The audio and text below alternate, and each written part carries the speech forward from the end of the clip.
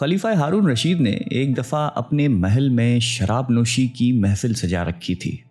وزراء اور امیر بیٹھے تھے کہ بہلول بھی وہاں آ پہنچا۔ اس نے بادشاہ کی حرکتوں کو خاموش نگاہوں سے دیکھا تو ہارون رشید کو اس کی نصیحتیں یاد آ گئیں۔ نشے کے ترنگ میں اس نے سوچا کہ اس سے پہلے کہ بہلول کوئی ایسی بات کر دے جس سے میرا سر جھک جائے، وہ خود پہل کرے۔ اور اس نے بہلول سے کہا کہ بہلول، میرے ایک سوال کا جواب دو گے؟ بہلول نے کہا جی ہاں حضور۔ ہارون رشید نے سوال کیا کہ بہلول یہ بتاؤ کہ اگر کوئی شخص انگور کھا رہا ہو تو کیا وہ حرام ہے؟ بہلول نے جواب دیا کہ بالکل نہیں۔ ہارون نے کہا کہ اگر وہ انگور کھا کر پانی پی لے تو؟ بہلول نے جواب دیا کہ جناب کوئی حرج نہیں ہے۔ ہارون نے آگے کہا کہ اب یہی شخص انگور کھا کے اور پانی پی کر اس کے بعد دھوپ میں بیٹھ جائے تو پھر؟ بہلول نے جواب دیا کہ محترم کوئی مذائقہ نہیں ہے، جتنی دیر چاہے بیٹھے۔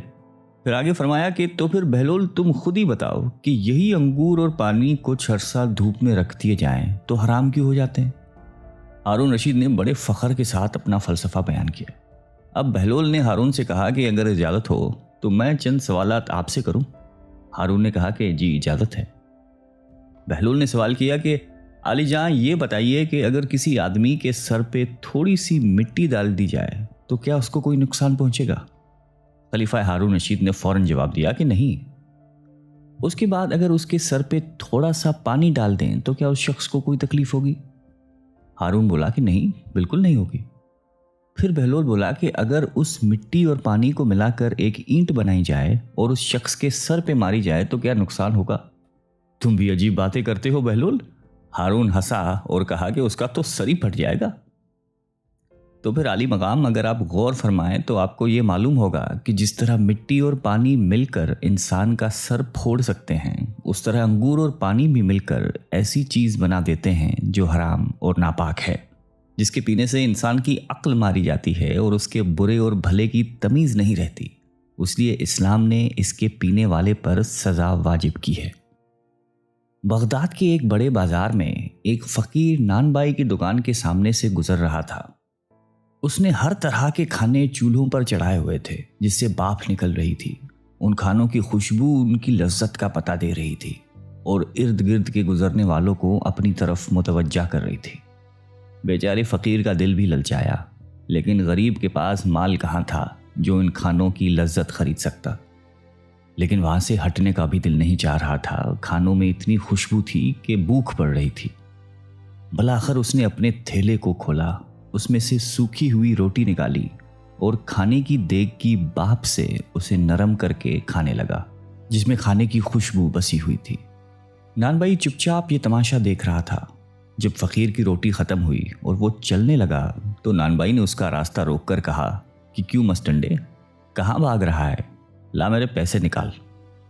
کون سے پیسے؟ فقیر نے حیران ہو کر پوچھا۔ اچھا، کون سے پیسے؟ ابھی جو نے میرے کھانے کی باپ کے ساتھ روٹی کھائی ہے وہ کیا تیرے باپ کی تھی؟ اس کی قیمت کون چکائے گا؟ عجیب انسان ہو تم، فقیر نے کہا۔ وہ باپ تو ہوا میں اڑ رہی تھی۔ اگر میں نے اس کے ساتھ روٹی کھا کر خود کو بہلانے کی کوشش کی ہے تو اس میں تیرا کیا گیا جس کی قیمت ادا کروں؟ بس ادھر ادھر کی باتیں مت کر، میں تیری جان ہرگز نہیں چھوڑوں گا، میں اپنا مال وصول کر کے رہوں گا۔ نان بھائی نے یہ کہہ کر فقیر کا گریبان ہی پکڑ لیا۔ بیچارہ فقیر پریشان ہو گیا کہ اس ہٹے گٹے نان بھائی سے اب کس طرح جان چھڑائی جائے۔ اتنے میں بہلول کا ادھر سے گزر ہوا۔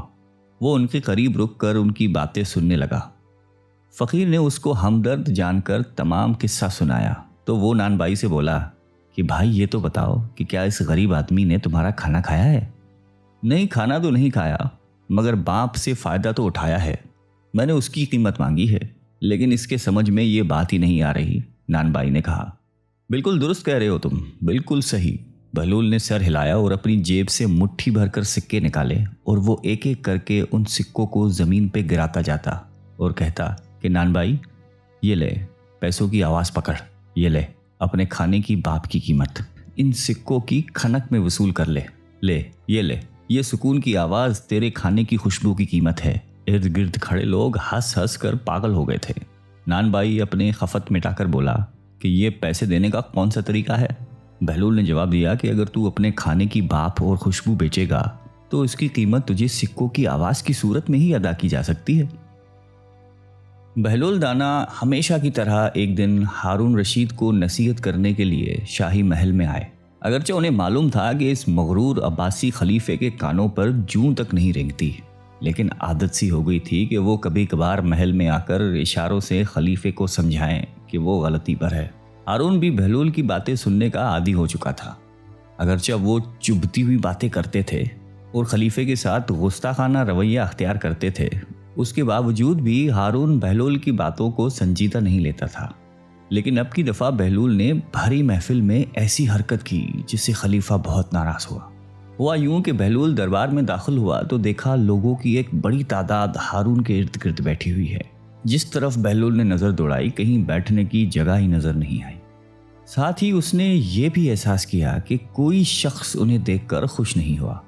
वो थोड़ी देर तक खड़े होकर लोगों को तकते रहे। उसके बाद मजमे को चीरते हुए सीधे तख्त की तरफ बढ़े और हारून के साथ तख्त पे बैठ गए। दरबार में बैठे हुए खुशामदी लोग चीखने चिल्लाने लगे कि ये कैसी हरकत है, यकीनन बहलोल दीवाना हो गया है। अभी तक किसी ने खलीफे की इस तरह से बेएहतरामी नहीं की थी। हारून लोगों की बातें सुनकर बहलोल की तरफ गुस्से से देखने लगा, लेकिन बहलोल टेस्ट से मिस नहीं हुआ। उनके लबों पर एक मुलायम मुस्कुराहट थी। गुस्से से हारून की जबान बंद थी। वो एहसास कर रहा था कि बहलोल ने इस हरकत के जरिए दूसरों के सामने उसकी तौहीन की है। सब लोग हैरान होकर खलीफे और बहलोल की तरफ देख रहे थे। हारून गहरी सोच में पड़ गया, लेकिन उसे समझ नहीं आ रहा था कि किस तरह बहलोल से अपनी जान छुड़ाए। अचानक उसके जहन में एक तरकीब आई। वो एक मसनूई मुस्कुराहट के साथ बहलोल की तरफ देखकर बोला कि अब जब तुम तकलीफ करके हमसे मिलने आए हो तो तुमसे एक सवाल करना चाहते हैं। अगर तुम उसका जवाब दोगे तो हम तुम्हें 1000 दीनार इनाम में देंगे, लेकिन अगर तुम उसका जवाब नहीं दे सके तो हम हुक्म देंगे कि तुम्हारी मूछें और दाढ़ी मुंडवा कर तुम्हें एक गधे पर सवार करके गली कूचों और बाजारों में फिराया जाए। बहलोल समझ गए थे कि खलीफा इंतकाम पर उतर आया है, इसलिए उसकी तौहीन करते हुए बोले, मुझे तेरे दीनारों की तो ज़रूरत नहीं है, अलबत्ता एक शर्त के साथ तेरी पहेली बूझने के लिए तैयार हूँ। हारून ने पूछा कि कैसी शर्त? बहलोल ने कहा कि इस शर्त पे कि तुम मक्खियों को हुक्म करो कि वो मुझे न सताए। हारून सर झुकाकर सोचने लगा। उसके बाद दूसरी तरफ देखा। ऐसा लग रहा था कि वो तवक्को कर रहा था कि मजमे से कोई शख्स बहलोल को जवाब दे दे, लेकिन सब दंग रह गए। मजबूरन हारून कहने लगे कि ये नामुमकिन है, इसलिए कि मक्खियां तो मेरा हुक्म नहीं मानती। बहलोल हकारत से हारून को देखते हुए बोला कि तुम कैसे बादशाह हो जो इन नाचीज मक्खियों के सामने आजिज हो? इस बात पे तमाम दरबारी कह लगाकर हंसने लगे। हारून गुस्से की आलम में ऐसी नजरों से दरबारियों की तरफ देखने लगा कि उसके रौब से सबके लबों की हंसी और मुस्कुराहट दूर हो गई और उनकी सांसें रुक गई। बहलोल ने अंदाजा लगाया कि उन्होंने हारून को हद से ज्यादा दूसरों के सामने रुस्वा किया है। उसके बाद बहलोल ने यह इरादा किया कि हारून की दिलजोई करे और उसके गुस्से को ठंडा करे। उन्होंने हारून से कहा कि अब अपनी पहेली पूछो, मैं किसी शर्त के बगैर उसको बूझने के लिए तैयार हूँ। हारून ने कहा कि अगर तुम नहीं बता सके तो वही सज़ा दूंगा जो मैंने पहले कही थी। अब ये बताओ कि वो कौन सा दरख्त है जिसकी उम्र 1 साल है और उसकी 12 शाखें हैं, उनमें से हर एक शाख पर 30 पत्ते हैं, उन पत्तों का एक रुख रोशन है और दूसरा काला है। बहलोल सोच में पड़ गए। उन्होंने बाज़ लोगों को ये कहते हुए सुना कि ये कैसा अजीब सवाल है, बहलोल तो इसका जवाब नहीं दे पाएगा, इसे तो सज़ा मिलेगी, बेचारा बहलोल। खलीफा हारून रशीद फातहाना अंदाज में मुस्कुराते हुए बोले कि अगर पहली का जवाब नहीं दे सकते हो तो देर मत करो और सज़ा के लिए तैयार हो जाओ। उसने कारिंदों को हुक्म दिया कि बहलोल की मूंछ और दाढ़ी मुंडवा कर गली कोचों और बाजारों में फहराएं।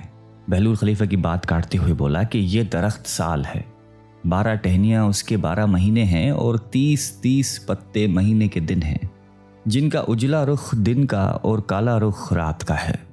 जवाब सुनकर मजमे में शाबाश शाबाश की आवाज़ें गूंजने लगी। सब खुश होकर बहलोल को दाद देने लगे, लेकिन हारून खामोश रहा। उनका मुंह लटक गया था और उसके चेहरे पर शिकस्त के आसार नुमाया हो गए थे। खलीफा हारून रशीद की बीवी जुबैदा खातून एक नेक और पारसा औरत थी। انہوں نے اپنے محل میں 1000 ایسی خادمائیں رکھی ہوئی تھیں جو قرآن کی حافظہ اور قاریاں تھیں۔ ان سب کی ڈیوٹیاں مختلف شفٹوں میں لگی ہوئی تھیں۔ چنانچہ ان کے محل سے 24 گھنٹے ان بچیوں کے قرآن پڑھنے کی آواز آ رہی ہوتی تھی۔ ان کا محل قرآن کا گلشن محسوس ہوتا تھا۔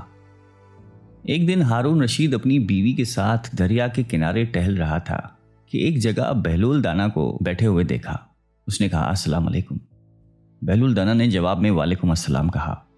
ہارون رشید نے کہا کہ بہلول آپ یہاں کیا کر رہے ہیں؟ انہوں نے کہا کہ ریت میں گھر بنا رہا ہوں۔ پوچھا کہ کس لیے بنا رہے ہو؟ جواب دیا کہ جو آدمی اس کو خریدے گا میں اس کے لیے دعا کروں گا کہ اللہ رب العزت ان کے بدلے ان کو جنت میں گھر عطا فرما دے۔ بادشاہ نے کہا کہ بہلول اس گھر کی کیا قیمت ہے؟ انہوں نے کہا کہ صرف 1 دینار۔ ہارون رشید نے سمجھا کہ یہ دیوانے کی کوئی بے وقوفی ہے، لہٰذا وہ آگے چلا گیا۔ ان کے پیچھے زبیدہ خاتون آئیں۔ انہوں نے بہلول کو سلام کیا اور پھر پوچھا کہ بہلول تم یہاں کیا کر رہے ہو؟ انہوں نے کہا کہ میں ریت پہ گھر بنا رہا ہوں۔ پوچھا کہ کس لیے بنا رہے ہیں؟ بہلول نے جواب دیا کہ جو آدمی اس گھر کو خریدے گا میں اس کے لیے دعا کروں گا کہ اللہ تعالیٰ اس کے بدلے ان کو جنت میں گھر عطا فرمائے۔ انہوں نے پوچھا کہ بہلول اس گھر کی کیا قیمت ہے؟ بہلول نے کہا کہ فقط 1 دینار۔ زبیدہ خاتون نے 1 دینار نکال کر ان کو دے دیا اور کہا کہ میرے لیے دعا کرنا۔ وہ دعا لے کر چلی گئی۔ رات کو جب ہارون رشید سویا تو اس نے خواب میں جنت کے مناظر دیکھے۔ آبشاریں، پھل و پھول وغیرہ دیکھنے کے علاوہ بڑے اونچے اونچے خوبصورت محلات بھی دیکھے۔ ایک سرخ یاقوت کے بنے ہوئے محل پر اس نے زبیدہ کا نام لکھا ہوا دیکھا۔ ہارون رشید نے سوچا کہ میں دیکھوں تو صحیح کہ یہ میری بیوی کا ہی گھر ہے۔ وہ محل میں داخل ہونے کے لیے جیسے ہی دروازے پر پہنچا تو ایک دربان نے ان کو روک دیا۔ ہارون رشید کہنے لگا کہ اس پر تو میری بیوی کا نام لکھا ہوا ہے، لہٰذا مجھے اندر جانے دیجیے۔ دربان نے کہا کہ نہیں، یہاں کا دستور الگ ہے۔ جس کا نام ہوتا ہے اسی کو اندر جانے کی اجازت ہوتی ہے، کسی اور کو اجازت نہیں ہوتی، لہٰذا تم کو داخل ہونے کی اجازت نہیں ہے۔ جب دربان نے ہارون رشید کو پیچھے ہٹایا تو اس کی آنکھ کھل گئی۔ بیدار ہونے پر فوراً خیال آیا کہ مجھے تو لگتا ہے بہلول کی دعا زبیدہ کے حق میں اللہ تعالیٰ نے قبول کر دی ہے۔ پھر اسے خود پر افسوس ہوا کہ میں بھی اپنے لیے ایک گھر خرید لیتا تو کتنا اچھا ہوتا۔ وہ ساری رات اسی افسوس میں کروٹیں بدلتا رہا۔ صبح ہوئی تو اس کے دل میں خیال آیا کہ آج پھر میں اس دریا کے کنارے جاؤں گا۔ اگر آج مجھے بہلول مل گیا تو میں بھی ایک گھر خرید لوں گا۔ چنانچہ وہ شام کو پھر اپنی بیوی کو لے کر چل پڑا۔ وہ بہلول کو تلاش کرتے ہوئے ادھر ادھر دیکھ رہا تھا کہ اچانک اس نے دیکھا کہ بہلول ایک جگہ بیٹھ کر اسی طرح مکان بنا رہے ہیں۔ ہارون رشید نے السلام علیکم کہا۔ بہلول نے کہا وعلیکم السلام۔ ہارون رشید نے پوچھا کہ کیا کر رہے ہو؟ بہلول نے کہا کہ میں گھر بنا رہا ہوں۔ ہارون رشید نے پوچھا کہ کس لیے؟ بہلول نے کہا کہ جو آدمی یہ گھر خریدے گا میں اس کے حق میں یہ دعا کروں گا کہ اللہ تعالیٰ اس کے بدلے اسے جنت میں گھر عطا فرمائے۔ ہارون رشید نے پوچھا کہ بہلول اس گھر کی کیا قیمت ہے؟ بہلول نے کہا کہ اس کی قیمت پوری دنیا کی بادشاہی ہے۔ ہارون رشید نے کہا کہ اتنی قیمت تو میں نہیں دے سکتا۔ کل تو آپ 1 دینار کے بدلے دے رہے تھے اور آج پوری دنیا کی بادشاہت مانگ رہے ہو۔ بہلول دانا نے کہا کہ بادشاہ سلامت، کل بن دیکھے کا معاملہ تھا اور آج دیکھا ہوا معاملہ ہے۔ کل بن دیکھے کا سودا تھا اس لیے سستا مل رہا تھا، آج چونکہ دیکھ کے آئے ہیں اس لیے اب اس کی قیمت بھی زیادہ دینی پڑے گی۔ بہلول دانا ایک مرتبہ قبرستان میں بیٹھے ہوئے تھے کہ کسی نے پوچھا کہ بہلول یہاں کیا کر رہے ہو؟ کہنے لگے کہ ایسے لوگوں کے پاس ہوں کہ ان کی صحبت مجھے تکلیف نہیں دیتی اور اگر ان سے دور رہوں تو یہ میری غیبت نہیں کرتے۔ پوچھنے والے نے دوبارہ کہا کہ مہنگائی بہت بڑھ گئی ہے، اس میں کمی کی دعا کریں۔ کہنے لگے کہ اللہ کی قسم مجھے تو کوئی پرواہ نہیں، چاہے گندم کے 1 دانے کی قیمت 1 دینار ہی کیوں نہ ہو جائے، اس لیے کہ اللہ پاک کا ہم پر حق ہے کہ ہم اس کے حکم کے مطابق اس کی عبادت کریں، اور اللہ پر ہمارا یہ حق ہے کہ وہ اپنے وعدے کے مطابق ہمیں رزق دے۔ جب رزق کی ذمہ داری اللہ پاک نے لی ہے تو مجھے فکر کرنے کی کوئی ضرورت نہیں ہے۔ کہتے ہیں ایک بار شیخ جنید بغدادی رحمۃ اللہ علیہ سفر کے ارادے سے بغداد روانہ ہوئے۔ حضرت شیخ کے کچھ مرید بھی ساتھ تھے۔ شیخ نے مریدوں سے پوچھا کہ تم لوگوں کو بہلول کا حال معلوم ہے؟ لوگوں نے کہا کہ حضرت وہ تو ایک دیوانہ ہے، آپ اس سے مل کے کیا کریں گے؟ شیخ نے جواب دیا کہ ذرا بہلول کو تلاش کیجیے، ہمیں ان سے کام ہے۔ مریدوں نے شیخ کے حکم کی تکمیل کی۔ تھوڑی جستجو کے بعد ایک صحرا میں حضرت بہلول کو ڈھونڈ نکالا اور شیخ کو اپنے ساتھ لے کر وہاں پہنچے۔ شیخ جنید بغدادی جب بہلول کے سامنے گئے تو دیکھا کہ حضرت بہلول سر کے نیچے اینٹ رکھ کر لیٹے ہوئے ہیں۔ شیخ نے سلام کیا تو بہلول نے جواب دے کر پوچھا کہ تم کون ہو؟ شیخ نے جواب دیا کہ میں جنید بغدادی ہوں۔ تو اے ابو قاسم، تم ہی وہ شیخ بغدادی ہو جو لوگوں کو بزرگوں کی باتیں سکھاتا ہے؟ جی ہاں، کوشش ضرور کرتا ہوں، شیخ نے جواب دیا۔ بہلول نے پوچھا کہ اچھا تو تم اپنے کھانے کا طریقہ تو جانتے ہوگے؟ جنید بغدادی نے کہا کہ کیوں نہیں، بسم اللہ پڑھتا ہوں اور اپنے سامنے کی چیز کھاتا ہوں، چھوٹا نوالا بناتا ہوں، آہستہ آہستہ چباتا ہوں، دوسرے کے نوالے پر نظر نہیں ڈالتا اور کھانا کھاتے وقت اللہ کی یاد سے غافل نہیں ہوتا۔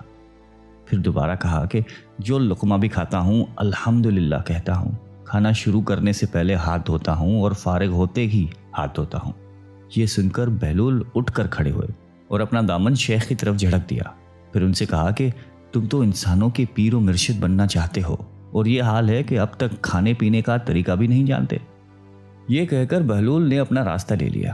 شیخ کے مریدوں نے کہا کہ یا حضرت، یہ شخص تو دیوانہ ہے۔ ہاں دیوانہ تو ہے، مگر اپنے کام کے لیے ہوشیاروں کے بھی کان کاٹتا ہے۔ اس سے سچی بات سننا چاہیے، آؤ اس کے پیچھے چلے۔ بہلول ایک ویرانے تک پہنچ کر ایک جگہ بیٹھ گیا۔ شیخ بغدادی اس کے پاس پہنچے تو انہوں نے شیخ سے پھر وہی سوال کیا کہ کون ہو؟ آپ نے کہا کہ میں ہوں شیخ بغدادی جو کھانا کھانے کا طریقہ نہیں جانتا۔ بہلول نے کہا کہ خیر، تم کھانا کھانے کے آداب سے تو ناواقف ہو، لیکن گفتگو کا طریقہ تو جانتے ہی ہوگے۔ شیخ نے جواب دیا کہ جی ہاں، جانتا تو ہوں، ہر ایک بات ایک اندازے کے مطابق کرتا ہوں، بے موقع اور بے حساب نہیں بولتا، سننے والوں کی سمجھ کا اندازہ کر کے خلق خدا کو اللہ اور رسول کے احکام کے بارے میں بتاتا ہوں۔ یہ خیال رکھتا ہوں کہ اتنی باتیں نہ کہوں کہ لوگ مجھ سے بیزار ہو جائیں۔ باطنی اور ظاہری علوم کے نقطہ نظر میں رکھتا ہوں۔ اس کے ساتھ گفتگو کے آداب سے متعلق کچھ اور باتیں بھی بیان کیں تو بہلول نے کہا کہ کھانا کھانے کے آداب تو ایک طرف، تمہیں تو بات کرنے کا بھی ڈھنگ نہیں آتا۔ پھر شیخ سے منہ پھیر کر ایک طرف چل دیے۔ مریدوں سے خاموش نہ رہا گیا اور انہوں نے کہا کہ یا حضرت، یہ شخص تو دیوانہ ہے، آپ دیوانے سے بھلا کیا توقع رکھتے ہیں؟ حضرت جنید بغدادی نے کہا کہ مجھے تو اس سے ابھی اور کام ہے، تم لوگ نہیں سمجھ سکتے۔ اس کے بعد شیخ نے پھر بہلول کا پیچھا کیا۔